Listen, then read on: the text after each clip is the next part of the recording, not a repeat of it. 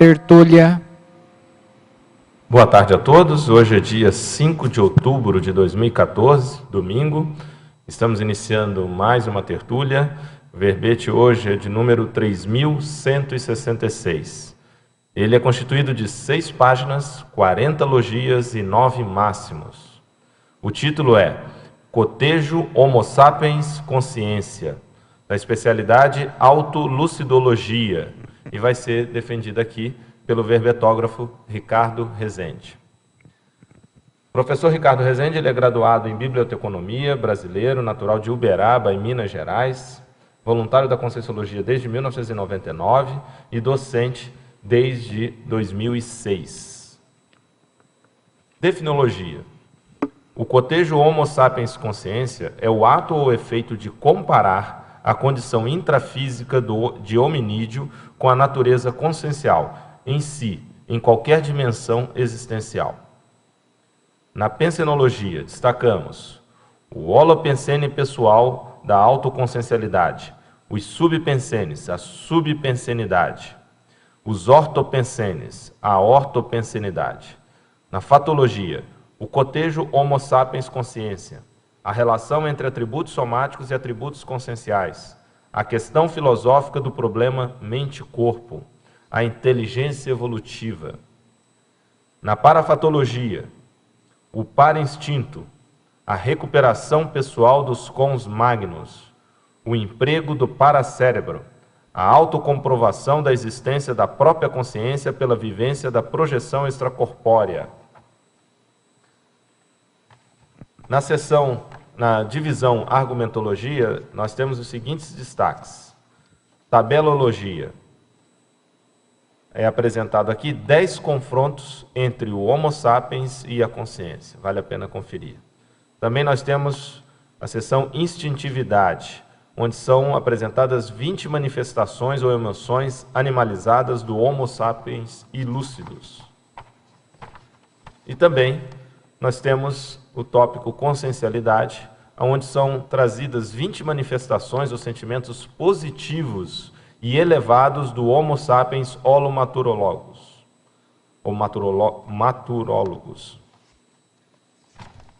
Na remissologia, nós destacamos os seguintes verbetes: ampliação do mundo pessoal, autoconsciencialidade, consciência conscienciológica, cotejo conscienciólogo, evolução hominídea. A frase enfática: a ampliação da autoconsciencialidade promove a libertação do subcérebro abdominal, expansão dos atributos mentais somáticos e a dinamização da autoevolução da consciência intrafísica. Na questionologia, como você, leitor ou leitora, avalia hoje o nível de automanifestação perante o cotejo Homo Sapiens Consciência? Vem conseguindo materializar em alto nível a própria realidade consciencial, sobrepondo as manifestações do subcérebro abdominal? A bibliografia, nós temos aí uma referência, e na mega-análise nós temos os seguintes itens: mente, corpo, genética, paracérebro, paragenética, fraternidade, instintividade, serenização, androtemperamento, ginotemperamento, mental-somaticidade, autoconsciencialidade, transafetividade, intrafisicologia, autolucidologia, holomaturologia, experimentologia, autocogniciologia, mental-somatologia e autodiscernimentologia. Bom, professor Ricardo, nós sempre temos o hábito de solicitar, antes de passar já para as questões, para que o verbetógrafo coloque o que levou, o que motivou a escrever o verbete. Então, se você pudesse já colocar isso para a gente. Eu, quando eu tinha mais jovem, eu comecei a filosofar sobre esse tema, porque o fato de viver todos os dias nessa condição humana, você ao mesmo tempo adquirindo mais conhecimento sobre a sua própria consciência, você vai vendo esse cotejo. E aí você vê as diferenças de uma condição para outra. E aí eu comecei a ver que valia a pena pensar sobre aquilo para me ampliar mais a ideia sobre isso e para poder, inclusive, ajudar a não ficar tão fixado na condição humana, no sentido de ficar dando valor ou apego a questões mais do subcérebro e tentar ir para o lado mais consciencial, porque eu via que havia muito mais benefícios de eu fazer esse processo de extrapolação, de ampliação, através desse trabalho de questionar, de pensar sobre esse assunto. Então começou daí. E aí eu arquivei essas informações e eu quis resgatar para poder escrever um verbete. Bom, então vamos à primeira questão aqui de Télia Tertuliano.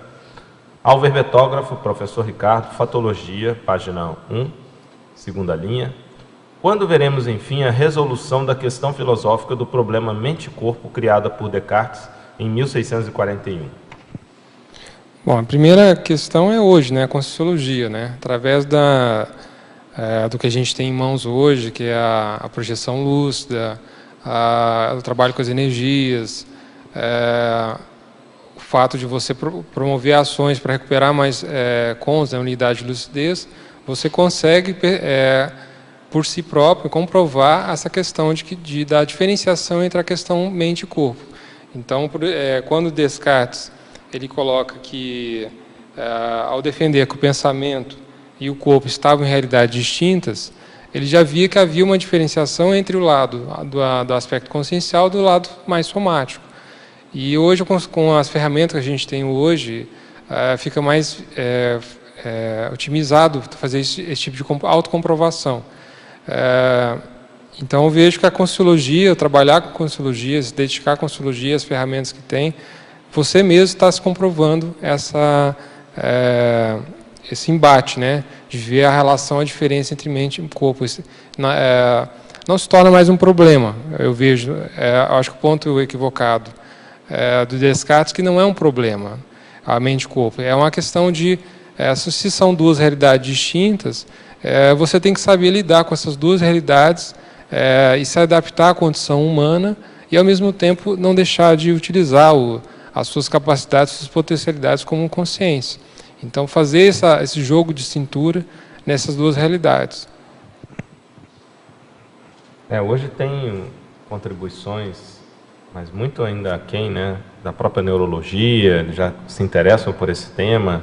A própria filosofia tem uma linha, né, que é a filosofia da mente, mas a Conscienciologia com o fenômeno, como você colocou, né, o próprio fenômeno, a vivência do fenômeno, da projeção da consciência, permite a pessoa constatar por ela mesma. Porque tem muita abordagem científica que é reducionista, né? Quer dizer, a consciência se restringiria ao cérebro. E a Conscienciologia permite a pessoa comprovar por ela mesma que não é só, né?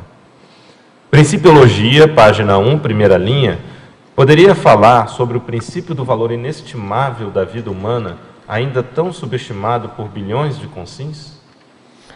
Com o tempo, eu vejo assim, que eu recuperando mais informações sobre questões pessoais de vidas passadas, de outros retrossomas, percebendo assim a variedade de situações, de contexto que você vivencia, de experiências, e você vai percebendo que o valor que tem a vida humana, no sentido de você ter oportunidade de se desenvolver com as vicissitudes, as dificuldades, com os contextos diferentes que vão ter, os desafios que vão ter, você vai vendo o valor que tem a vida humana.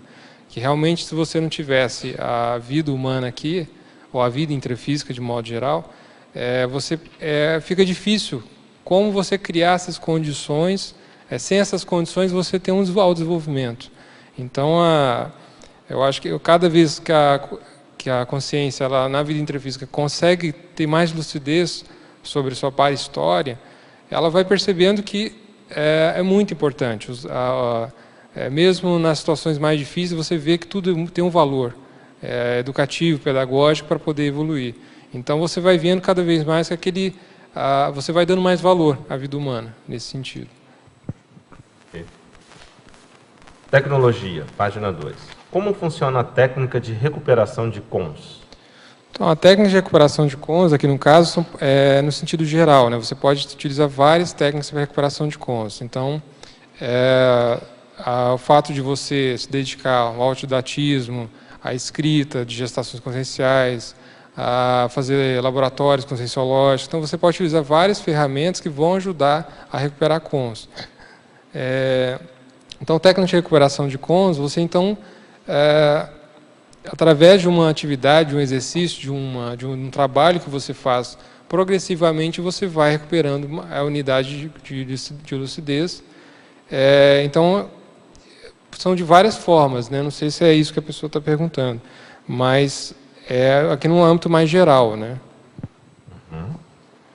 Efeitologia, página 2, segunda linha. Quais são alguns dos efeitos dos parafenômenos sobre a consciência?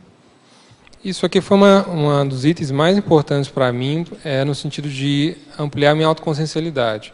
Porque, desde novo, eu tenho vivenciado fenômenos anímico-parapsíquicos, e a principal importância deles para mim foi justamente de me despertar.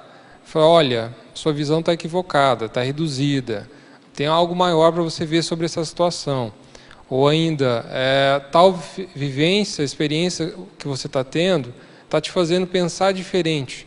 E está te mostrando que você está ainda alimentando ou pensando, tendo pensamentos e sentimentos, ainda muito, no sentido, por exemplo, mais psicossomáticos.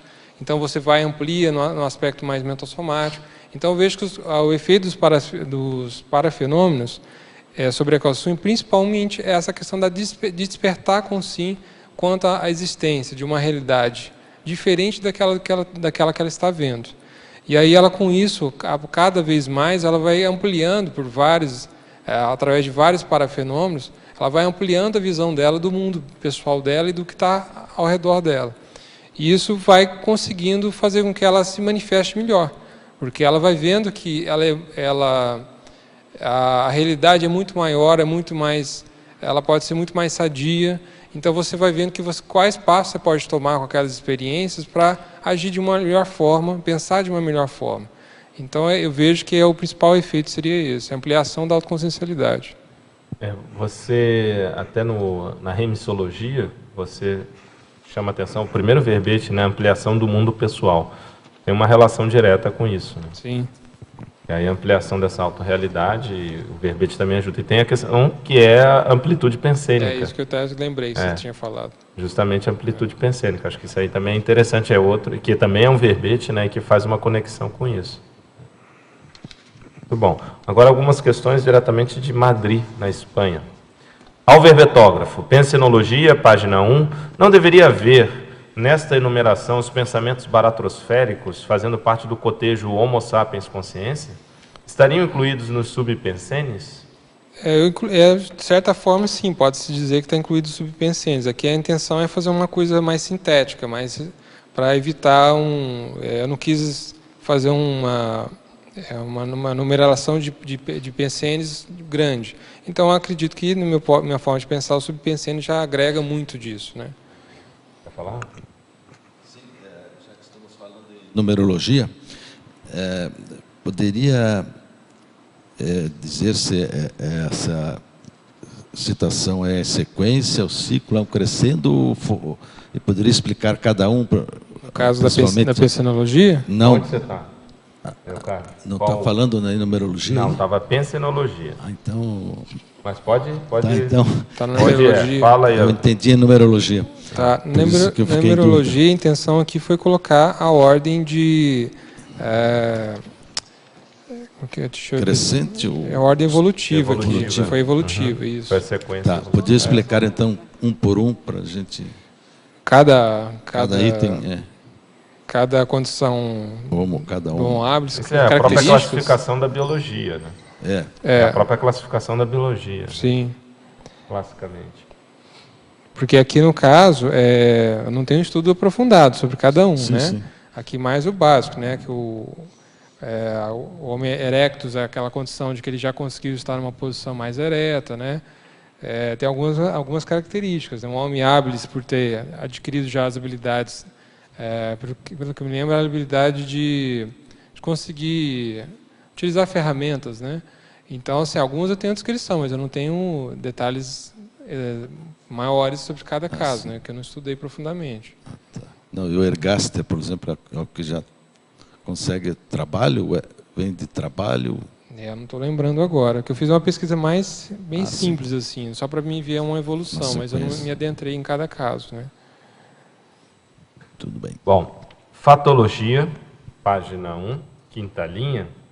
Poderia discorrer sobre a inteligência evolutiva? Quais seriam, na sua opinião, as escolhas evolutivas básicas mais inteligentes para uma consciência acelerar a marcha evolutiva? Já existe alguma GESCOM com esse tema? A última pergunta, acho que é a Silene Couto, né? Ela está fazendo um livro, já publicou. Não, já publicou, né? O segundo livro dela. Inteligência Evolutiva, que chama o livro? Se não me engano, tem alguma coisa que faz menção de aplicação na prática, alguma coisa assim, cotidiano. Inteligência Evolutiva. Então, Inteligência Evolutiva da autora Silene Couto, né? Já está publicado. Isso. A outra pergunta... Vamos lá. Se poderia discorrer sobre a inteligência evolutiva, quais seriam, na sua opinião, as escolhas evolutivas básicas mais inteligentes para uma consciência acelerar sua marcha evolutiva? Tá. Bom, vou colocar o meu caso, né? Porque não posso, talvez, generalizar. Mas, para mim, a principal questão desde jovem foi justamente assim de você ficar antenado, de você questionar tudo ao seu redor, ter a questão da autocriticidade, para você começar a, pelo menos, assim, dar um pouco de gás ou de incentivo pessoal no aspecto de querer ter lucidez sobre as coisas, para não ficar numa condição de se deixar levar pela vida, tomar controle, posse de si mesmo. Então, no sentido de estar atento, querer estar desperto quanto às realidades que estão ao seu redor, foi a primeira prioridade para mim, porque se eu não tivesse esse atino, essa perspicácia, eu não conseguiria discernir. Então, para mim, a primeira prioridade foi essa, ter lucidez. Aí, cada vez mais, eu desenvolvendo, ampliando essa lucidez, meu discernimento melhorava. Então, no meu discernimento melhorando, eu tenho condições de fazer as melhores escolhas. Então, uma delas foi justamente estar se dedicando à Conscienciologia hoje, nessa atual vida. Então, porque a Conscienciologia ela prioriza a evolução. Ela sai desse enfoque de você priorizar a vida humana, sem aquela condição de você priorizar a vida materialista, hedonista da vida humana. Então, já estou com condições para decidir que a minha prioridade é estar aqui para evoluir, para assistir. Então, eu vejo que esse processo, atitudes que a pessoa vai tomando gradualmente para poder ela conseguir estar numa condição, numa manifestação melhor, mais avançada, mais polida, para ela poder agir e ajudar mais, né? Contribui muito também a condição da pessoa olhar o seu cotidiano, situações em que ela sempre está envolvida, tentando sempre colocar um olhar do ponto de vista multidimensional, do ponto de vista evolutivo.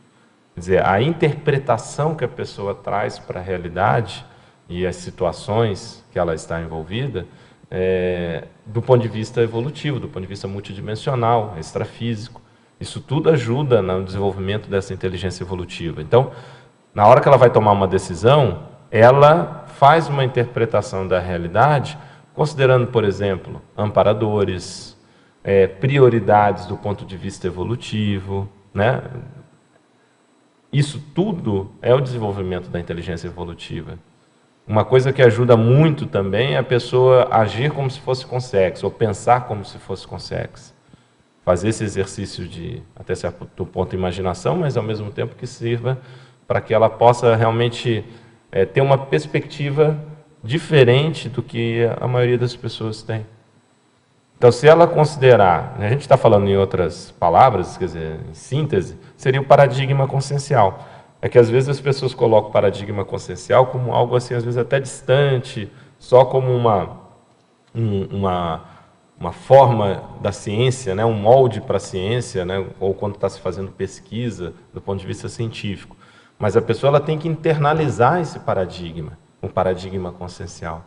E ajuda muito nessa internalização, e de maneira prática, se a pessoa, falando aqui já de cotejo, né, que você está abordando, se a pessoa o tempo todo ela considera as situações, o que acontece, a família, trabalho, todos os fatos que ocorrem, ela faz uma associação com as ideias ou os princípios do paradigma consciencial.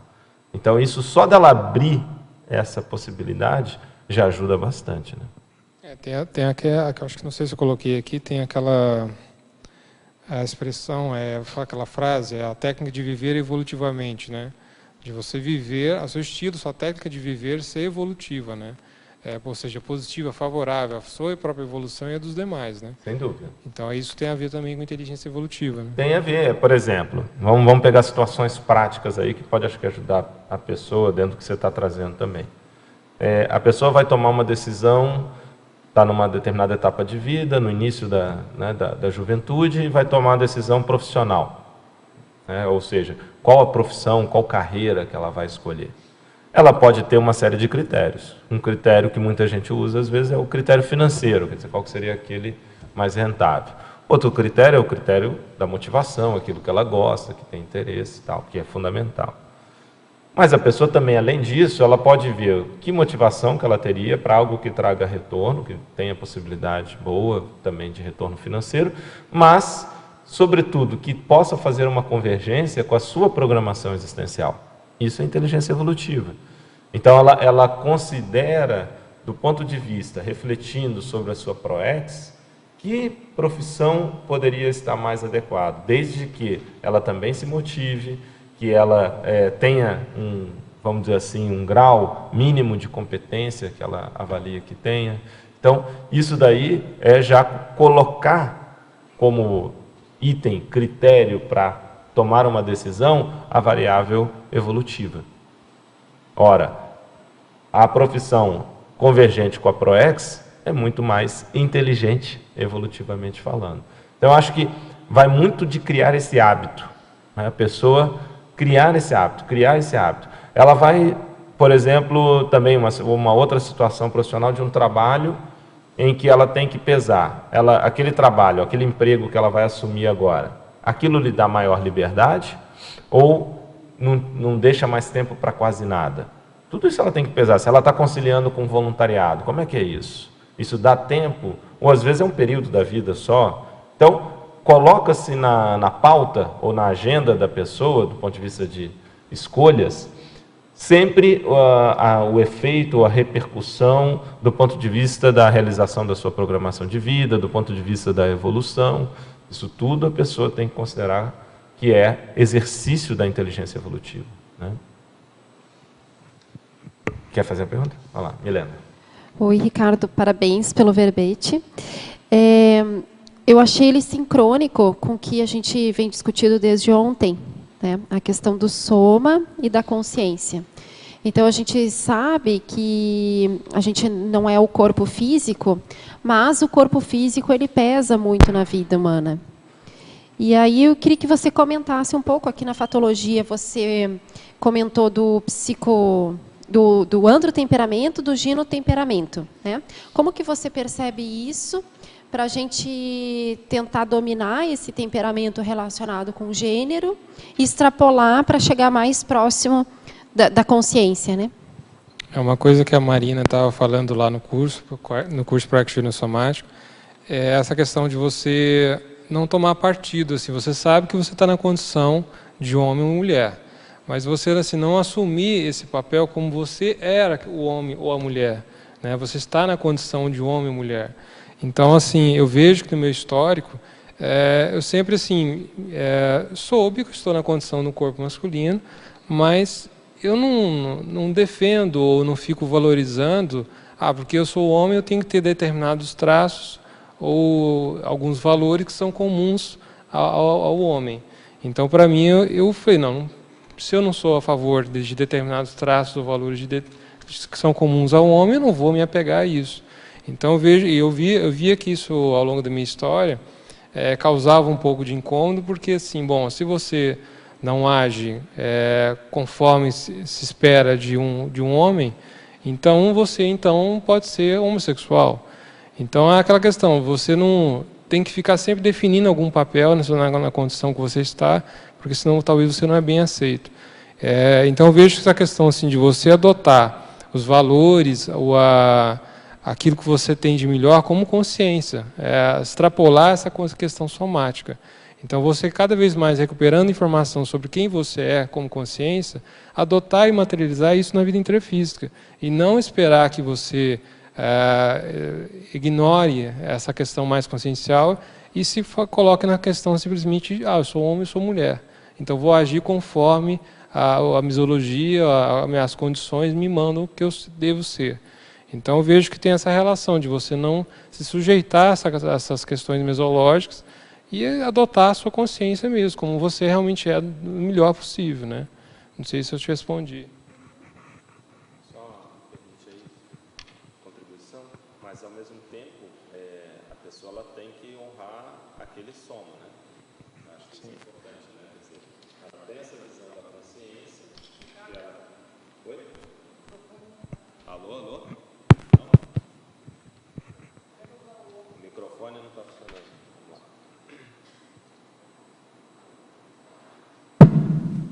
Agora foi. O que eu estava colocando é que, ao mesmo tempo, a pessoa ela tem que honrar o corpo que ela está. Então, ela tem a visão de consciência, mas ela veio num corpo de homem. Existe, vamos dizer assim, algumas diretrizes básicas de como lidar com esse corpo masculino. Ao mesmo tempo, a mulher também, com o corpo feminino. Porque senão cai para aquela questão que muitos querem defender da androgenia, e a condição, né, do homossexual. Pode? Alô? Alô? Deixa eu só acabar a resposta aí. Então, pode cair naquela condição da androgenia, e muita gente, vamos dizer assim, no século passado, quando se começou a discutir essa questão de gênero, defendia que a questão do gênero era somente algo cultural, era algo mesológico. Então, que a construção de homem ou de mulher se restringia, na verdade, a uma questão cultural, uma questão do meio apenas. E, na verdade, não haveria essa diferença. Há uma diferença somática que a consciência ela tem que se adaptar, porque senão a pessoa ela pode ir contra a fisiologia, né? Então, a condição da homossexualidade é isso. Porque, às vezes, o homossexual ele pega essa bandeira, não, a consciência não tem sexo.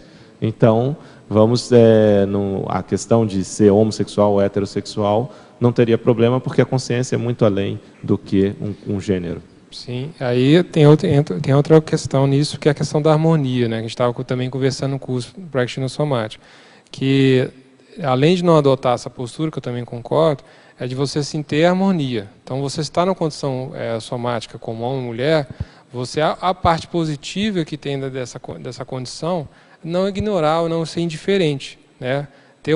Conseguir ter essa harmonia de você assim, por exemplo, no caso da mulher que a gente estava discutindo, tem algumas questões que são necessárias para a mulher, né? Ela se cuidar, se valorizar, ter feminilidade, e não ignorar isso, porque aí acaba havendo desarmonia, né?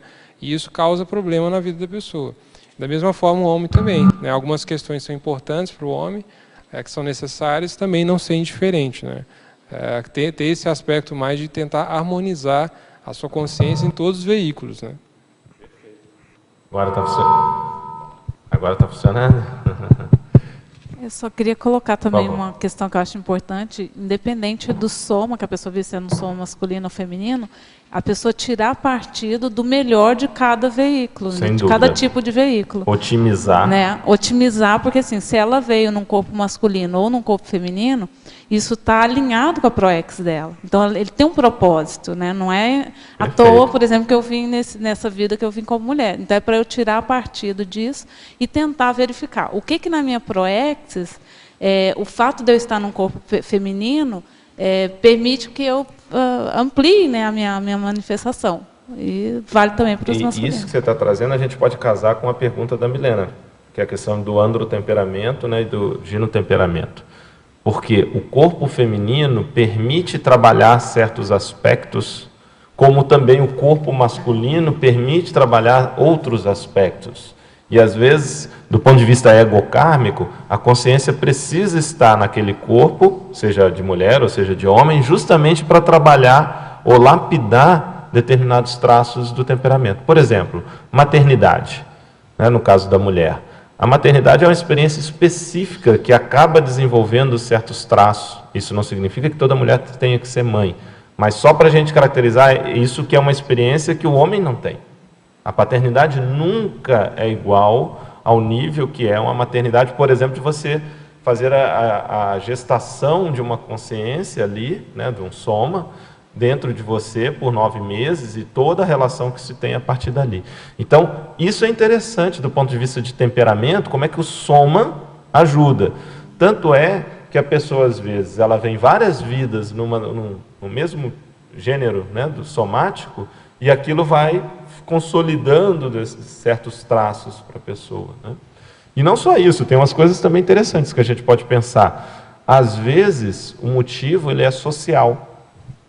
Por exemplo, uma pessoa que tem uma tendência muito forte ao belicismo, e ela vem homem muitas vidas e sempre envolvido com belicismo. Às vezes, num determinado contexto, ela vir enquanto mulher, aquilo impede que ela pudesse cair novamente no belicismo, ou pelo menos diminui a probabilidade, como seria se ela fosse homem. Então, aquilo pode ajudá-la também, né? A mulher, ela tem uma defesa nesse sentido, né, do ponto de vista social. O homem é muito mais bélico, muito mais para a agressividade. Tem mais uma questão para extrapolar aí, que na época que eu estava escrevendo esse verbete, eu pensei também em soma de outros planetas. Né, porque eu fiquei pensando, a gente sempre pensa de nossoma, androssoma, mas se está em outra genética, né, o que faz de diferente na manifestação da consciência? O que aquilo agrega ou modifica? O que acontece? Eu fiquei pensando nisso também, porque o cotejo Homo sapiens consciência, você está colocando aqui no planeta Terra, então, esse cotejo. Mas colocar no cotejo soma consciência, pegando vários tipos de planetas, né? Como é que faz? Como é que funciona isso? Qual o efeito disso, né? Isso aí talvez é interessante estudar para a questão de transmigração extrafísica. Quer dizer, aquelas consciências que são transmigradas e vão nascer agora numa outra condição, que até dentro daquela listagem que o Elcardio perguntou, seria no equivalente, não é no passado, seria equivalente. Então, só que não é o mesmo, como você está dizendo. Aí já é um processo extraterrestre, só que num nível inferior do ponto de vista evolutivo. Então, qual é o efeito disso no temperamento, né? Então, isso é um ponto interessante. Pode falar. Ricardo, você pode, em paradoxologia, ver o paradoxo do corpo rústico poder subjugar a consciência sofisticada. Acho que tem a ver com o que vocês estão falando também. Fala um pouquinho mais alto. Mais alto? Isso. Agora. A paradoxologia é o paradoxo do corpo rústico. Subjugar a consciência sofisticada. Aqui, quando eu fui fazer o paradoxo, quando eu vi essa frase, eu me identifiquei bastante com o tema, porque eu vi que, acho que qualquer um de nós na história, desde que ressomou, viu o quanto que é difícil dominar o corpo físico, né? Que não estou nem falando dos outros demais veículos, estou falando do soma especificamente. Quanto é difícil dominar. Então você vê que fica nessa briga. A hora você vê que a soma, por exemplo, uma carência física, carência sexual, ele te deixa numa condição de... Você perde lucidez, você oscila, aquilo te causa uma instabilidade. Então, você vê aquela hora que você vai vendo que você não tem domínio daquela situação, que você ainda se deixa subjugar pelo soma. Então, a outra hora não, você vê que você consegue dominar o processo, apazigua, você resolve a situação e você está lá por cima. Então, é isso que eu fico vendo, assim, dessa condição. Se você não trabalha com essa ideia de, a cada vida que a gente está aqui, dominar o próprio corpo físico, adquirir habilidades para isso, você vai deixar sempre o soma estar numa condição que a gente estava colocando aqui, do soma rústico, subjugar essa consciência, e você perde a oportunidade de estar aqui na vida intrafísica e se manifestar próximo àquilo que você é na vida extrafísica, num nível maior, mais avançado, para poder fazer um trabalho melhor aqui. Então, é isso que eu vejo que o contexto que me chamou a atenção nisso. Queria só acrescentar nesse viés a questão que se pode, no caso da consciência, utilizar esse paradoxo para o que vocês estavam falando. Então, ela pode escolher um determinado soma de uma forma ou outra, para poder lapidar um processo dela, que ela tem que fazer. Então, estou falando do exemplo do belicista, eu também tenho, por exemplo, eu tenho um amigo que não conseguiu passar para o exército pela questão da altura. E era um desejo dele de criança ir para o exército. Ele fez o pai dele ir lá e tal, mas não teve como. E ele até hoje se lamoria por isso. No entanto, talvez ele não saiba o tanto de assistência que teve para não ir, né? Não, esse exemplo que você está trazendo é interessante, sim. Porque, às vezes, enquanto ele estava lúcido no extrafísico, ele até considerou essa possibilidade de algo que pudesse refreá-lo, porque ele saberia que a tendência, aí entre o instinto e o para-instinto, até que você aborda aqui, seria voltar para a condição do belicismo. Então, aquilo é um impeditivo, não permitindo que ele caia. Não, às vezes, a consciência precisa disso. É algo até um pouco mais determinista, mas porque a pessoa volta para cá, vem tudo aquilo de novo, aí você também aborda aqui, né? Não tem, às vezes, a recuperação de cônus adequado. A tendência é o quê? O passado. Esses dias eu vi uma frase muito interessante do Mário Quintana, em sua homenagem aí do Rio Grande do Sul, que ele fala o seguinte: o passado, também duplamente em sua homenagem, que envolve com história, né? O passado, ele não sabe o seu lugar, porque ele está sempre presente, né? Então, ele não sabe o seu lugar, ele não se manca, né? Ele está sempre presente. E aí é justamente isso. Então, são pontos interessantes para a gente pensar, né, nesse cotejo. E nesse processo, né, quer dizer, a consciência pode se utilizar, mesmo sabendo da sua limitação, mas que aquela forma vai, vamos dizer assim, vai ajudá-la naquela condição. E no caso também que você falou, do homem muito belicista, que começa a vir em corpos de mulheres para poder resfriar, para poder minimizar o processo dele belicista, né? Isso é até bem comum em vários relatos de pessoas que dizem, né, que eram muito belicistas e agora vêm como mulher, para poder meio que resfriar esse processo. Sem dúvida. Muito interessante isso daí, sim. Acho que não está funcionando. Posso fazer uma pergunta? Por favor. Então, parabéns aí pelo verbete, muito, muito interessante aqui o tema. Fiquei pensando em algo que vocês estavam falando, que diz respeito a então esse desenvolvimento de uma consciencialidade, né? Para a gente sair dessa condição de Homo sapiens, para se manifestar mais como consciência, né? E aí parece que tem um elemento de compreensão de uma cognição multidimensional, que ora a gente se entrega ao instinto, né? Que isso é imperativo às vezes. E, por vezes, a gente dá conta de sublimar isso e tem uma manifestação mais lúcida, né? Então, essa compreensão da multidimensionalidade me parece um elemento aí importantíssimo aí para essa virada de manifestação, né? Não sei se você gostaria de comentar sobre isso. O que você acha disso? Eu entendi o que você falou, mas não sei como é que eu vou ampliar o que você está dizendo. Deixa eu ver o que... Eu acho que tem aí dentro da linha que você trouxe, né, a questão prática, como que essa ampliação se dá.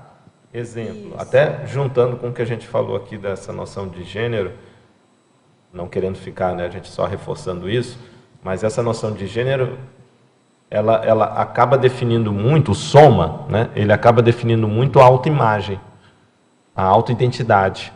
Então a pessoa fala assim, eu sou homem ou eu sou mulher. Então, ela tem uma identidade, ela tem a identidade muito atrelada ao soma, né? Então, o gênero tem essa força muito grande, né, na como a pessoa se vê. E com a vivência dos fenômenos, aí pegando a multidimensionalidade, e mais especificamente a seriexologia, na hora que a pessoa recorda de vidas que ela tinha um outro gênero, e essa alternância de gêneros, aquilo começa a ser diferente. Essa autoimagem já não é mais atrelada àquele soma especificamente, não só o aspecto de gênero, mas aquele soma, porque pode ser etnia. A pessoa ela pode se ver, eu sou um árabe, eu sou um italiano, eu sou um chinês. Então, etnia, gênero, faixa etária, tudo isso começa a ficar secundário na hora que a pessoa tem a rememoração de outras vidas. Isso vai afetar a autoimagem, que passa a ser uma autoimagem não só exclusiva ou restrita àquela vida, ou atual vida, mas mais amplo, e a questão da autoidentidade. Então tem uma lógica danada quando o Valdo traz averpom da identidade extra. Porque, na verdade, o que é a identidade extra? Né? A identidade que você tem extrafisicamente. Ela começa a ser a sua real identidade. E pode variar a vida, você pode vir, você volta, mas é o que realmente começa a ser a sua identidade real. E aí, te complementando, eu penso que cada um vai ter aí uma ponta de início desse desassombro aí, desse olhar mais profundo sobre si mesmo, alguns pela projeção lúcida, outros por uma retrocognição, mas quando a gente começa a se dar conta que essa realidade não é só física, e então quando eu falo cognição multidimensional, é perceber esse além do que a humanidade, na maioria da sua manifestação, percebe, né? E aí isso, através da autopesquisa e de vivências de alguns fenômenos parapsíquicos, me parece que é o método, o caminho que pode ter melhor proveito. Então, eu penso que a ideia de desenvolver uma cognição multidimensional, e veja, quando eu falo em cognição multidimensional, é conseguir se dar conta da própria autorrealidade. É mais ou menos isso. Daí, por isso, eu penso que, como você se debruçou sobre o tema, você consegue, sim, fazer extrapolações sobre isso, né? Talvez, num primeiro momento, não fique tão evidente, mas você fez isso no verbete, tá? Talvez complementando aí, é a questão de identidade humana e identidade consciencial que você estava colocando, né? Que a partir do momento que você vai movimentando, fazendo esse processo de você... estou, sim, me adequando à condição humana, mas... estou me adaptando à condição humana, mas não vou deixar de manifestar a minha consciência aqui. E aí você, recuperando mais informações, você vai assumindo a sua identidade consciencial, e a identidade humana vai ficando, vamos dizer, secundária, né? Então ela é importante, mas ela é secundária. Então eu vejo, só concluindo, eu vejo mais nesse aspecto, né? Assim, as ideias que estão colocando, né? Não, são temas interessantes que estão me ocorrendo aqui. Por que uma pessoa extrafisicamente, ela, na sua para-identidade, ela define um gênero? Por exemplo, a gente se refere à monja. Ela tem uma identidade, uma para-identidade feminina. O Zéfiro é masculino. Como é que fica isso? Quer dizer, até o momento em que a pessoa vai até se tornar CL, quer dizer, onde é que entra isso?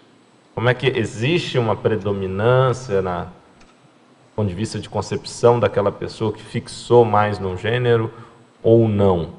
Mas se ela definir uma identidade, e até em referência aos outros, né, ela não pode ficar mudando, senão ela perde a identidade. Uma das características da identidade é justamente continuidade, né? Uma fixação. Então, como é que fica isso, né? É interessante quando você vai cada vez mais aprofundando esse assunto através das retrocognições, dos fenômenos que você vai tendo, você vai vendo a diferença dos traços da sua identidade real, como consciência, e dos traços da sua identidade como humano, na condição no atual momento. Então, você vendo essa diferença, vai ampliando de você saber, é muito interessante saber que esse traço não é algo só dessa vida humana, é um traço que está vindo comigo há muito tempo. Então você vai ampliando a sua visão sobre quem você é. Porque a coisa que mais me incomoda quando eu estudava esse tema é vir para cá, você perde aquela lucidez, não sabe quem você é, aí você vai pegando as variáveis que estão no seu redor, que são as informações de família, de amigos, colegas, e você vai vendo, tentando definir quem você é a partir dessas variáveis e não consegue chegar a muita conclusão. E fica muito superficial. Então, o mais interessante nessa ampliação de ideias é de você, justamente, nessas etapas, você adquirindo informações sobre quem você é, e aí você comprovando, não, isso aqui que me falaram que eu sou, que faz parte da minha personalidade, não é bem assim. Isso aqui pode ser uma coisa mais sazonal, temporária. Então, é isso que eu acho interessante. Ok.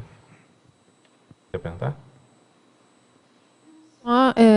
Pensando na tua pergunta, por que as consciências se fixam num gênero, talvez a resposta seja a mesma da nossa apresentação também do gênero, né? Que deve ter uma função assistencial. Então, se a gente olha, né, para essas consciências, elas têm uma identidade, elas têm um público-alvo definido, e naquela condição, naquela apresentação, elas conseguem assistir mais aquele público-alvo. Então, não sei, assim, para a gente pensar, né? Pode ter eu acho que tem uma relação com isso. Porque a identidade extra, ela só foi fixada porque tinha um papel assistencial. Porque os assistidos o reconheciam com aquela identidade, né? E talvez o gênero também tenha essa função. E ao definir um gênero, eu penso que que é uma identidade, você mais ou menos, pelo menos aqui na nossa sociedade, a gente já imagina outros papéis. Bom, eu sou mulher, então eu tenho tais papéis para cumprir, tais funções. Espera-se quais comportamentos? Mais ou menos isso para... Então, é interessante, porque então, se a gente for extrapolar, haveria esses papéis ou funções extrafisicamente, em função do gênero, ou pelo menos na percepção dos assistidos. É claro que se você tem uma assistência que tem um padrão mais acolhedor, normalmente a gente associa a mulher, por exemplo, não é? Quer dizer, de uma forma geral, as pessoas se sentem, não é só a mulher enquanto vai fazer esse tipo de assistência, mas quem está recebendo assistência associa mais, né? A própria monja, por exemplo. Então, isso daí é um ponto para se pensar, quer dizer, são esses papéis ou parapapéis, do ponto de vista extrafísico, que vai fixando. Mas a questão também eu entendo muito isso, pelo menos para mim é mais fácil entender, quando essa definição é pontual, quer dizer, a pessoa, até extrafisicamente, ela se manifesta com um gênero porque vai atender.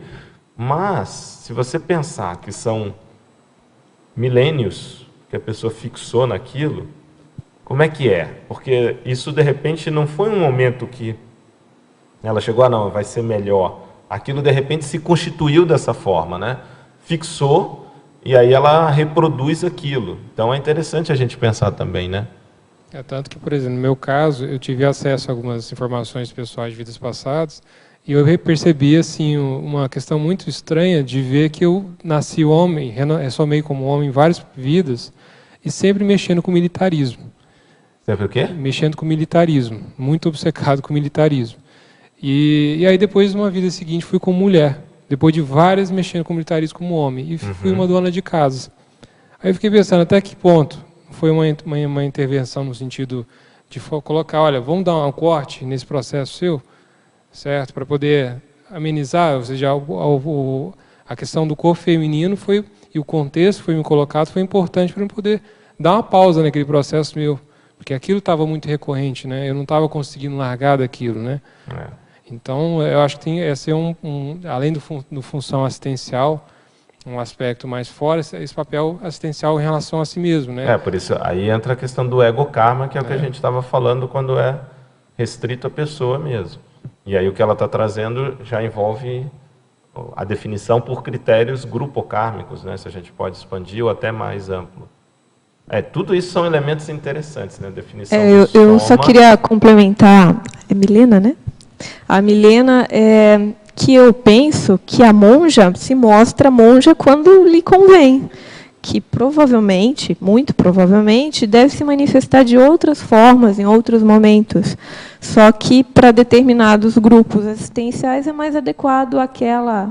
Então, né? Mas olha só, isso eu até comentei. Eu entendo quando há essa definição pontual ali e tal. Mas será que não há algo que predomine? Possivelmente é a condição dela de monja. Igual o Zéfiro. A predilecência. Olha só, se você for ver, o Zéfiro é o que predomina para o Valdo, tá certo? Não é a Zéfira, é o Zéfiro. Agora, ele, conforme a situação, ele pode se plasmar de uma outra forma, ele pode se apresentar de outra forma, não pode? Só que quando ele volta, vamos dizer assim, ao básico, é o Zéfiro. Existe aí uma vertente masculina que predomina. Então, mas é do temperamento que vai sendo construído ao longo de Então, isso que a gente está discutindo. Por quê? Como chegou nessa condição? Experiência de cada um, né? Teve alguma vida muito legal que foi mulher e a outra muito terrívelzinha que foi homem. E aí eu vou preferir ser mulher, né? Porque, enfim, são as experiências, o saldo. Opa! O saldo final, né? Tudo certo? Vamos continuar. Mas, de todo jeito, eu acho que, contribuindo aqui com o verbete, a consciência aqui, ela tem essa pluralidade e efetivamente, de acordo com o que a gente tenta fazer para se autodesenvolver, ou o grupo que a gente busca atender, naturalmente vão havendo adequações que não decorrem somente da nossa vontade, que são imperativas para o trabalho ser feito. Perfeito. Vamos, a gente não sabe o que está acontecendo, né? Mas... Vamos mudar de foco. Pergunto aqui na página 5, na questão da evolução. Você cita os 2 primeiros itens, quase um jogo de palavras, animal humano e o homem animal.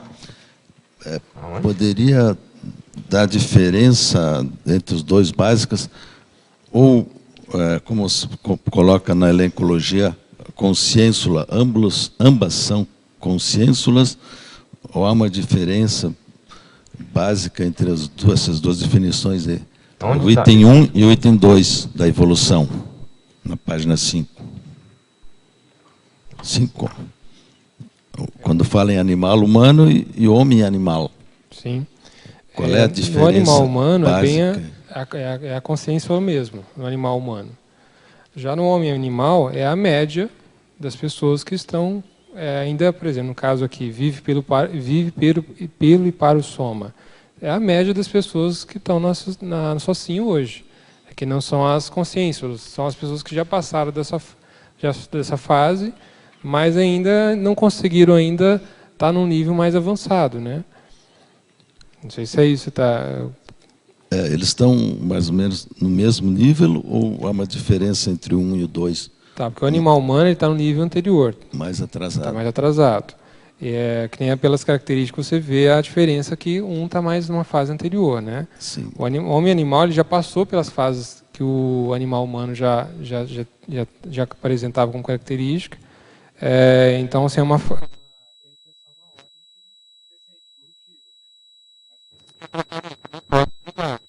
As características aqui são as características assim, mais evidentes de cada perfil. Mas vai haver variações, não vai ser uma coisa tão exata assim, né? Mas a ideia é essa, de fazer um processo mais de evolução. Isso aqui é algumas informações foram de vários autores, né? Peguei alguns autores que escreveram sobre esse assunto e só reuni as informações para demonstrar essa ideia, porque como eu quero mexer com o cotejo Homo sapiens consciência, eu queria mostrar essa questão de de que forma você pode estar se manifestando na vida humana. Desde esse animal humano até o homem consciencial, que no caso o homem consciencial seria como modelo serenão. Certo. Entendeu? E na sua opinião, ambos esses 2, eles são consciênsulas ou já são mais na minha opinião, o animal humano é mais consciênsula, né? Agora, o homem animal não, já está assim, já não vejo mais aqui traços de uma consciênsula, mas aqui ainda pode estar, por exemplo, a consréu. A consréu ainda está no homem animal, por exemplo, um exemplo. Mas também, assim, como dizer, nós também, como intermissivistas, tem traços aqui de ainda estar na condição de homem animal, se ainda não conseguiu alguns itens da próxima etapa, né? A gente fica naquela fase intermediária, né? Mas mesmo o homem animal, você teria consréu numa condição dessa. Porque tem o espectro de consréu, ele é bem amplo. Desde do pessoal agora lá do movimento islâmico, lá, Isla, né, se não me engano, e que está decapitando lá todo mundo, até, por exemplo, uma consciência como o Rousseau. Então, você tem... Acho que o Rousseau talvez entraria já nesse 2 aqui, possivelmente. Sim. E você tem o outro lá. Agora, é interessante, você chamou atenção, do ponto de vista da forma, né? Que você tem a inversão aqui do animal humano para homem animal, um que é substantivo num primeiro momento, vira adjetivo no outro, e você tem também múltiplas acepções, né? Figura de linguagem, figura de sentido. Entendi. Então, isso aqui é interessante também. Só tem uma condição que tem que ver, eu achei muito boa essa sua escala aqui, mas é que animal humano também é considerado qualquer pessoa, né? Isso já desde o Aristóteles, né, que falava, né, o homem, o animal humano. Então, e é na classificação, né? Nós somos animais humanos. Por isso que se fala de sub-humano. Então, teria que ver só, porque às vezes pode confundir, uma vez que todo mundo, do ponto de vista de classificação biológica, é um animal, né? Nós todos somos animais. Então, mas de qualquer forma é interessante. Mas talvez colocar algum adjetivo específico para fazer essa diferenciação do animal humano para essa categorização biológica que todo mundo se encaixaria nisso, não é? Muito interessante. Bom, eu vou fazer aqui a pergunta do teletertuliano, não sei se alguém quer fazer, porque senão aí depois a gente repete, só para que na hora voltando aí. Não sei se está sendo filmado, não, tem energia para filmar? Não, né? Só essas lâmpadas aí, né? Ah, está gravando normal? Ah, então tá, então é possível fazer. Então vamos lá. Caso tenha visto o filme Lucy, sobre uma mulher levada a conhecer 100% do uso do seu cérebro físico, seria ele um bom exemplo para a filmografia deste verbete? Eu fiquei sabendo desse filme, e ele tem muito... quando eu vi falar sobre ele, me lembrou, não que é o caso desse filme, mas me lembrou o Serenão, né? Que é o caso do homem consciencial, que ele chega a uma condição que ele consegue utilizar todas as capacidades do cérebro, né? Então, assim, tem relação com esse aspecto de homem consciencial, mas é mais nesse item, né? No aspecto mais geral, global do contexto, sai um pouco fora o filme, né? Pelo que eu já vi falar. Eu assisti com a Scarlett Johansson. Tem coisas interessantes, mas algumas coisas... O filme, né? De uma ficção, forma geral, exagera um pouco, acho que faltou um pouco nesse sentido, né? O filme exagera um pouco, mas ele foi feliz porque ele faz uma trajetória da Lucy, que é aquela macaca, né, que se tem lá no Museu de História Natural de Nova York, lá como é que chama? Fóssil, né? E que é um exemplar de Homo sapiens erectus, lá, uma das primeiras, então, na cronologia da evolução do desenvolvimento. E a moça protagonista do filme é Lucy também, então, eu penso que, obviamente, guardada lá as devidas proporções, pode, sim, ser uma filmografia do verbete. Nesse sentido, sim. Com certeza. Parafatologia, página 1, primeira linha. Poderia expandir o para-instinto dentro do tema? Então, a intenção de colocar para-instinto aqui foi no sentido assim, de conservação de impulso, de tendências aos atos, quando você está na condição projetada, né? Você está fora do corpo.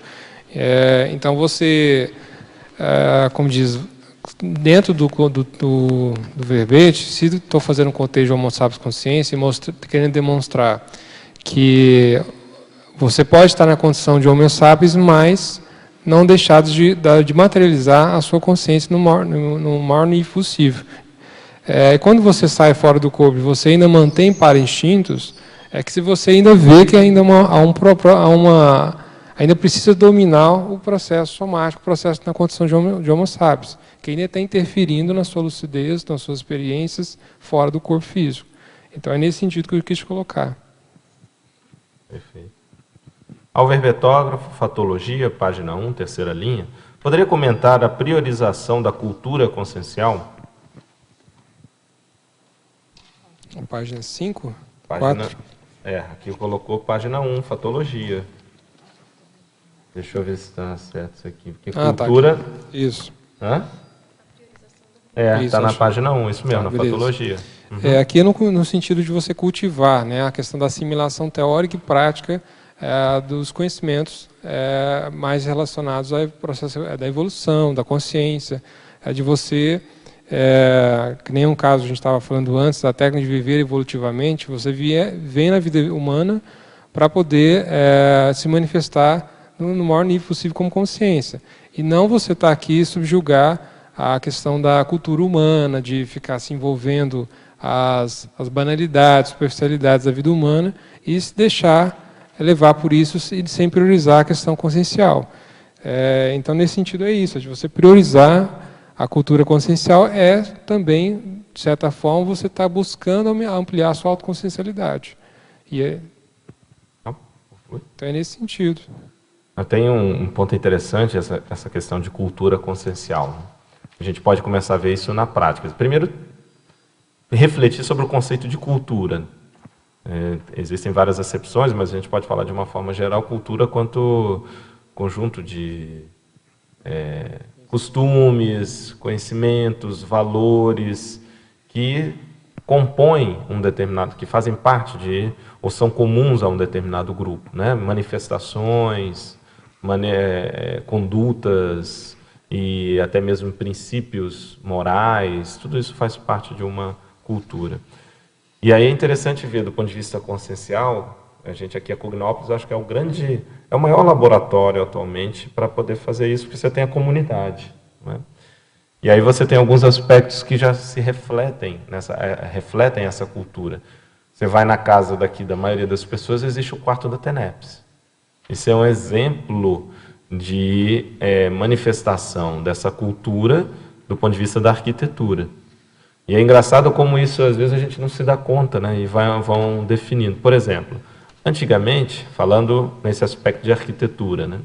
Antigamente, era comum todas as casas ou apartamentos terem um quarto de empregada. Acho que todo mundo aqui vivenciou isso. Hoje em dia, os apartamentos que estão sendo construídos, muitos já não têm o quarto de empregada. Até porque hoje é quase que impensável você ter uma pessoa, como era antigamente, eu vivi isso, a empregada ficava na sua casa a semana inteira, né? Dormia em casa. Hoje já não acontece isso. Então, o quarto de empregada perdeu a sua razão de ser. Isso é um aspecto da cultura, né, ou do momento, daquele zeitgeist, mas é uma manifestação da cultura daquele momento, né, de uma certa sociedade. E a gente vê isso hoje com o quarto da TENEPS se manifestando nas casas. Tendo casas que têm um quarto da TENEPS para o casal ou para a família, e tendo casas até com 2 quartos da TENEPS, por exemplo, um para cada parceiro ali do casal, né, quando é constituído. Então, esses são pontos interessantes para a gente considerar. Na nossa comunidade também é muito valorizado o escritório ou biblioteca, né, o espaço para a biblioteca. Olha aí a condição cultural também se manifestando, né? Outra questão que eu vejo da cultura, uma coisa que me chamou a atenção quando eu mudei para Foz, já fazem 8 anos, que as pessoas me abordavam, pessoas que não são da Conscienciologia, pessoas da cidade me abordavam e me perguntavam se eu era do CAEC, ou se eu era da Conscienciologia. Eu achava aquilo estranho. Você já via com crachá, né? Será que eu tenho cara de consciencióloga, né? Então, assim, e eu imagino que a gente tenha mesmo, deva ter uma cara de conscienciólogo, porque senão as pessoas não te abordariam, né? E como que a gente criou essa cultura na cidade? E você chegou a identificar o que levava a pessoa... Não, eu perguntava, mas por que você está perguntando? Não, vocês chegaram um casal, mudaram de outra cidade para cá. Vocês não têm filhos. Por que Foz? Isso, por que Foz, né? Então, assim, e outra coisa que eu também comecei a verificar, que quando vinha uma pessoa, um conscienciólogo de fora, eu não conhecia ainda aquela pessoa, encontrava ela em outro ambiente, no shopping, no supermercado, eu olhava assim, aquele ali é conscienciólogo. Eu ainda não conheço, mas é conscienciólogo. Aí eu comecei a ter o ponto de vista das pessoas que já viviam na cidade e por que elas reconheciam a gente como conscienciólogo. É como se a gente tivesse uma aura de conscienciólogo. Eu acho que não é só o aspecto físico. Eu cheguei a perguntar, eles falavam, de modo geral, vocês são mais educados. Geralmente o pessoal falava bem, né? Não, vocês são mais educados, mais gentis, mais honestos. Então, assim, vocês têm um jeito diferente de ser. Mas olha que interessante você está trazendo, né? Aí é o processo identitário também. Quer dizer, a identidade, que já não é mais étnica, não é simplesmente de gênero, né? Já há uma identidade do ponto de vista conscienciológico. Ideológico, né, também, né? Ideológico também, né? Justamente. Mas, além só do ideológico, quer dizer, porque reflete na conduta, a ideologia tem relação com valores, mas outros aspectos que vão sendo manifestados, né? Sim. Interessante mesmo. Lógico. Eu queria falar que, dentro disso aí, lá na faculdade, né, algumas pessoas vieram me perguntar: você é da Conscienciologia? Eu comentei que ia fazer verbete, quando eu fiz debate também, e achei interessante que eles se interessaram em vir aqui. Pessoas assim, da Socim, menina até que só fala assim de ir na festa, sabe, ficar com com um rapaz, sei lá, elas se interessaram em vir aqui e vir no meu debate, vir no falar, que legal, você vai fazer o artigo, acho que a gente vai lá, vamos combinar. Elas nunca vieram, né? Mas eu achei interessante que elas se interessaram, assim, a última pessoa que eu iria convidar para vir no meu verbete se interessou, sabe? E vocês querem ver também outros aspectos também, né, são pilares da cultura conscienciológica. E aqui, o consciencial você fala no sentido mais amplo, né? Quer dizer, não é só conscienciológico enquanto a conscienciologia. Mas aqui, como a conscienciologia seria um grande, talvez um modelo disso, é voluntariado. Isso é muito presente na cultura nossa, é o voluntariado. Como a gente é habituado com isso, a gente acha que para as pessoas isso é algo comum, né? Todo mundo tem essa propensão, e não é bem assim. Acho que todo mundo tem contato com outras pessoas, na família, por exemplo, e o voluntariado não é algo tão intrínseco como é, acho que, para todo mundo aqui. Quer dizer, para a gente é natural você vir, não receber, você trabalhar, fazer o serviço, estar comprometido, o que não é a mesma coisa para as pessoas. Então, o voluntariado é um ponto importante. Outro ponto importante, parapsiquismo.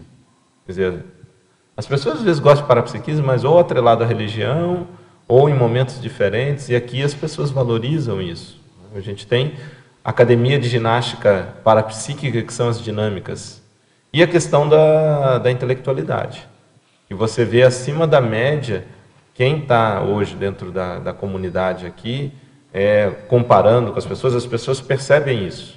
É o pessoal que estuda mais, nas faculdades isso fica muito visível com os alunos que são da Conscienciologia, e o pessoal respeita, sabe que é o pessoal que geralmente está estudando mais, tem mais informação, tem mais conhecimento. Isso não significa que seja superior, seja melhor, mas só porque a própria Conscienciologia exige isso, a pessoa acaba manifestando isso em outros contextos, né? Agora eu queria perguntar uma coisa para o Ricardo, que é na parafatologia você colocou o emprego do paracérebro, né? Essa é uma hipótese, não sei se foi essa a sua hipótese, né, de que só os Homo sapiens fazem uso consciente do paracérebro. Assim, sempre me questionei por que algumas pessoas chegam nessa condição de Homo sapiens, mas elas parecem ser tão instintivas como, ou até tem outros animais que parecem muito mais inteligentes, né, que alguns seres humanos, assim. Eu queria que você falasse um pouco dessa hipótese. Tá. No caso, eu escrevi o emprego paracérebro, não talvez nesse sentido que você está falando, mas é no sentido assim. Cada vez mais que você vai recuperando unidade de lucidez e assumindo sua identidade real como consciência, e colocando e não se subjugando a questão do subcérebro abdominal, você vai vendo que gradualmente você vai usando mais o paracérebro. Então você vai utilizando menos o subcérebro, a questão da instintividade, então você vai vendo que o paracérebro vai ficando mais predominante. E aí você vai vendo que a sua manifestação fica mais elevada, principalmente por causa disso. Porque você sai daquela condição que a gente estava como consex, no melhor da nossa manifestação, em 100% de unidade de cons, você vai trazendo isso para cá, então o paracérebro fica mais evidente, e aí a sua manifestação fica mais racional, fica menos emotiva, no sentido mais excessivo, né? E aí você vai vendo que a sua manifestação é muito mais positiva. Então é nesse sentido, de que o emprego paracérebro eu vejo que é uma grande resposta assim, do como você superar a questão do subcérebro abdominal. É justamente você utilizando mais o mental soma e o paracérebro, que isso é um processo que vai tendo esse efeito, né? Mas você... Só uma sincronicidade, a próxima pergunta era justamente sobre isso. Poderia falar sobre o emprego do paracérebro? E aí você já estava linkada aí. Mas eu fiquei pensando, se você pensou em alguma hipótese de essas ressomas, com diversos somas, né, em outras condições que não o Homo sapiens, se ela permite esse crescendo, né, do uso do paracérebro, da autoconscientização, assim. Mas você está falando em somas, por exemplo, de outros... assim, até chegar à condição de Homo sapiens, né? Porque o que muda? Como que é essa virada de que o Homo sapiens é autoconsciente e os outros animais não são, né? Entendi. Não, hipótese básica que eu penso aqui, questão de lógicas, é justamente essa de você que nem você tinha colocado, né? Se a gente está em condições cada vez mais subhumanas, né, em somas mais rústicos do que esse que nós temos, realmente a gente usa muito menos ou não tem acesso ao paracérebro. A gente fica mais restrito às manifestações mais instintivas, né? Então, eu acredito que o paracérebro ele fica realmente mais desativo, né? Até me questiono assim, como é que funcionaria isso, né? Se a consciência está naquela condição, ou o princípio consciencial, né, está naquela condição bastante rústica, como é que funciona esse processo com o paracérebro? Há alguma... como é que essa inter-relação? Não sei, eu não tenho ideia de como seria isso. Mas eu vejo que é uma questão de escala, né, de uso cada vez mais progressivo conforme a mudança de patamar evolutivo, né? Ricardo, ainda nessa discussão do paracérebro, na página 2, Interaciologia, fala mais um pouco dessa interação de atributos intracerebrais e os atributos extracerebrais. Tá. Aqui, então é aquela questão, né? Você estando dentro do corpo físico, fica difícil, se você não consegue ter lucidez, discernir o que é da sua manifestação como consciência, o que é da manifestação na manifestação do corpo físico, né? Então, um exemplo disso é a hora que você tem, você parece que teve uma vivência, um fenômeno parapsíquico. Por exemplo, o devaneio, a déjà vu. Então, eu já tive vários déjà vus numa época e eu fiquei, tipo, estava tão recorrente aquilo, tão forte, falei assim, não tá normal isso. Será que realmente é um déjà vu? Será que realmente tive uma projeção extrafísica na noite anterior e fui no mesmo local, na mesma hora, e depois reproduziu essa situação? E aí eu fiquei me questionando disso, mas eu fiquei pensando até que ponto não é um processo, uma questão também do cérebro, que eu tive uma confusão ali mental, tive algum processo no cérebro que acabou me dando essa impressão de que eu tive um déjà vu. Então, ou seja, é de você conseguir separar o que é realmente uma manifestação da sua consciência na hora, por exemplo, nesse caso. Eu estou realmente acessando ou relembrando informações de uma vivência extrafísica, ou é simplesmente uma questão do cérebro, que está me apontando uma questão que não necessariamente é real, aquela vivência. Então, essa questão de você ver o que é manifestação do seu corpo físico, que é a questão intracerebral, o que é fora, que tem a ver com a questão do paracérebro. Você está acessando alguma informação do paracérebro. E isso que é um questionamento quando eu vejo o cotejo Homo sapiens consciência.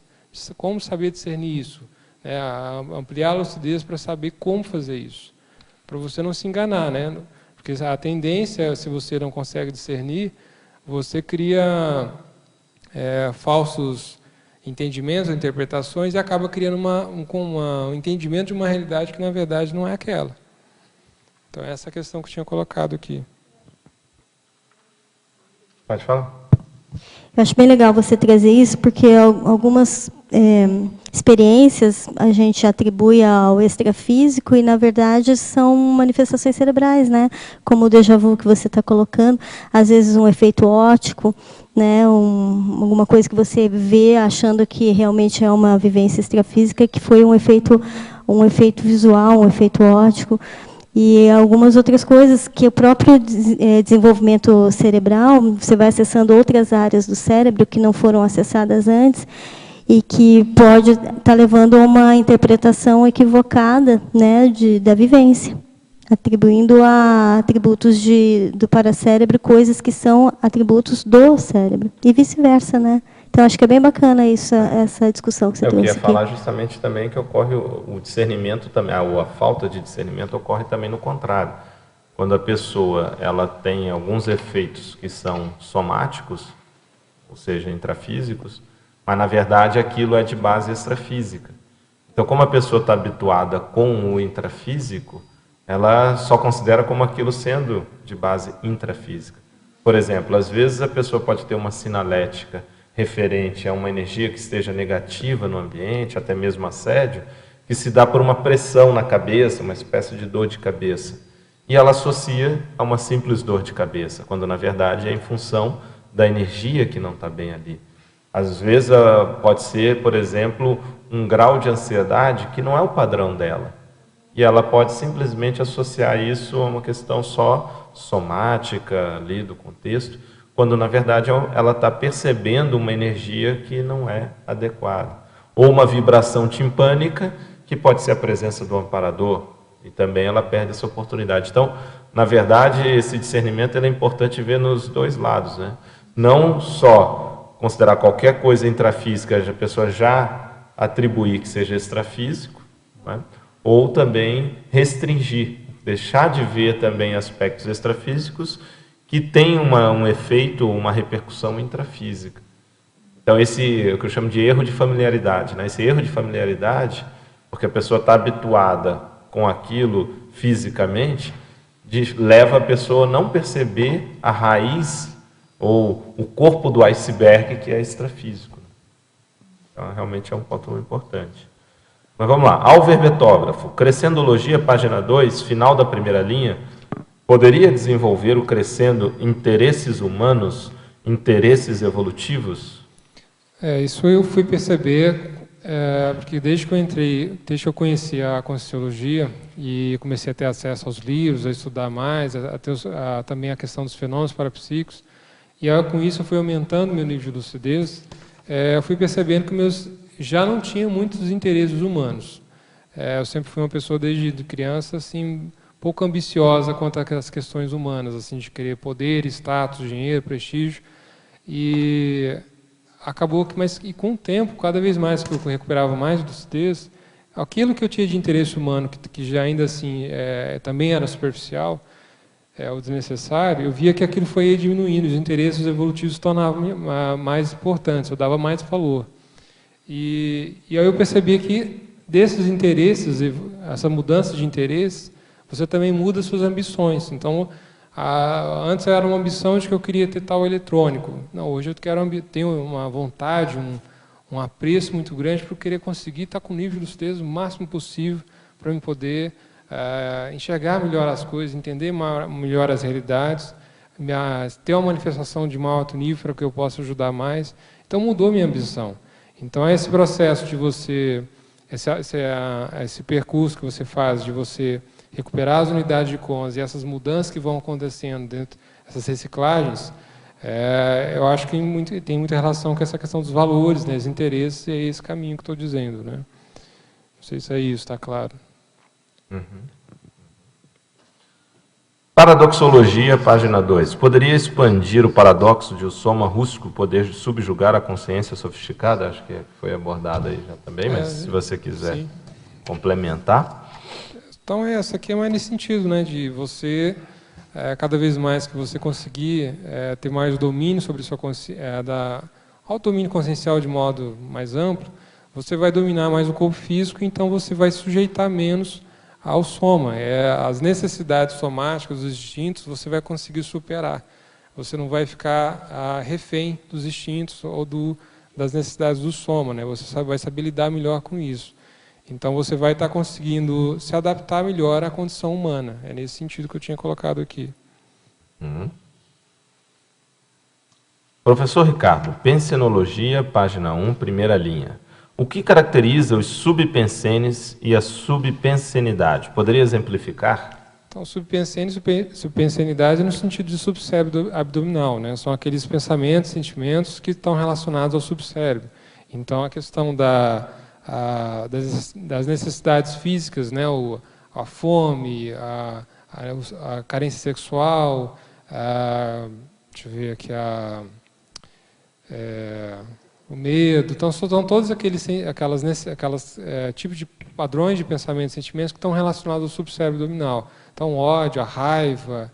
Então, ali engloba todo tipo de padrões, né? Não sei se está claro. Uhum. Uhum. Patologia, página 1, segunda linha. Poderia falar mais sobre a questão filosófica mente-corpo? Patologia? Ah, tá. Patologia. Então, o filósofo Descartes, né? Ele foi o precursor ao defender que o pensamento e o corpo estavam em realidades distintas, né? Então, eu fiz essa associação com o tema, porque justamente isso, né? A mente seria aqui, no caso, a consciência, e o corpo é o som, no caso, estar na condição de Homo sapiens, né? Então ele já via que havia essa diferenciação entre as realidades, mas não conseguia ainda dizer com clareza essa diferença, né? Como o caso aqui a gente falar da questão de estar na questão do Homo sapiens, do soma e a consciência, separação, esse entendimento mais amplo da realidade consciencial. Então é nesse sentido, de fazer essa associação em relação a esse problema mente-corpo que já é antigo da filosofia, né? Atribuir. Tá. O Descartes aí, ele fez essa proposição porque havia um problema religioso envolvendo a Igreja Católica e a ciência, e aí o Descartes veio tentar apaziguar os problemas, dizendo as questões da mente são da religião e as do corpo são da ciência. E essa cisão gerou, lá para aquele momento, alguma solução, mas gerou um problemão dali para frente, né? Que aí a ciência pôde se apropriar da anatomia humana e de tudo mais, e a Igreja passou a não dizer mais que todos eram hereges por estudar isso, enfim, mas mais adiante na história da humanidade a gente vai ter um problemão, e até hoje temos essa cisão, que realmente só traz problema, né? A conscienciologia é uma das poucas linhas científicas que faz essa fusão, essa abordagem holossomática, né? E a gente encontra muita resistência ainda em relação a isso, né? Se hoje a gente ainda não é considerado uma ciência, é por conta desse problema filosófico, né?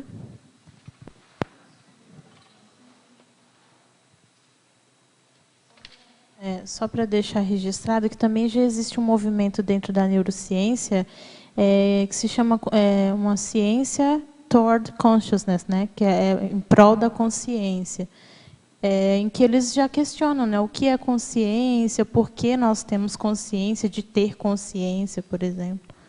Porque a gente consegue pensar sobre o pensar. Então, a metacognição. Já existe um movimento assim dentro da ciência de tentar digamos, estudar a consciência de modo não místico. Sim. A questão toda é que a ciência, de uma forma geral, acho que o grande problema está em tentar restringir a noção de consciência ao cérebro. Esse que é o grande problema. Eles Na já verdade, cogitam... talvez, não é nem tanto a divisão em si, mas eles quererem acabar com a divisão no sentido de que não, é tudo o soma mesmo. Eles já cogitam se a consciência é um produto da mente. Isso. E se a mente é só um produto dos neurônios, da atividade justamente, neuronal. Tá, isso que eu estou falando. Eles tentam ter uma explicação, ou chegar a uma explicação que seja restritamente somática. Mas já existem algumas linhas que cogitam que a mente, que a consciência são mais do que atividade neuronal. Só que eles não têm ainda uma hipótese para explicar isso. Explicar isso daí. Quer dizer, o modelo só não se ajusta, né? Mas não chega a ter capacidade de explicação. Mas é um ponto interessante. Agora, a conscienciologia, essa divisão, ela se dá... Quer dizer, a consciência não é o seu corpo, né? Então, há uma divisão, sim. Quer dizer, a consciência não é o seu veículo de manifestação, sobretudo o veículo somático mesmo, o físico, o corpo físico. Só que há uma interação entre os dois, né? Há uma interação, mas também há uma divisão, até mais, porque não é só uma divisão em duas partes, né? Se a gente considerar os outros veículos, tem uma divisão ainda maior, sendo que a consciência é superior a isso tudo. Eu queria perguntar até dentro disso para o Ricardo, se ele descobriu uma hipótese de por que a gente precisa de somas e por que a gente precisa ressomar para evoluir, como é que ele vê essa questão. E dentro disso, se ele puder comentar o paradoxo. Esse paradoxo chamou a atenção, né? Já é a terceira vez que ele está sendo cotado aqui. Então, pelas minhas experiências, essa questão da são as variáveis, né? Então, você vê o contexto diferente, o convívio com personalidade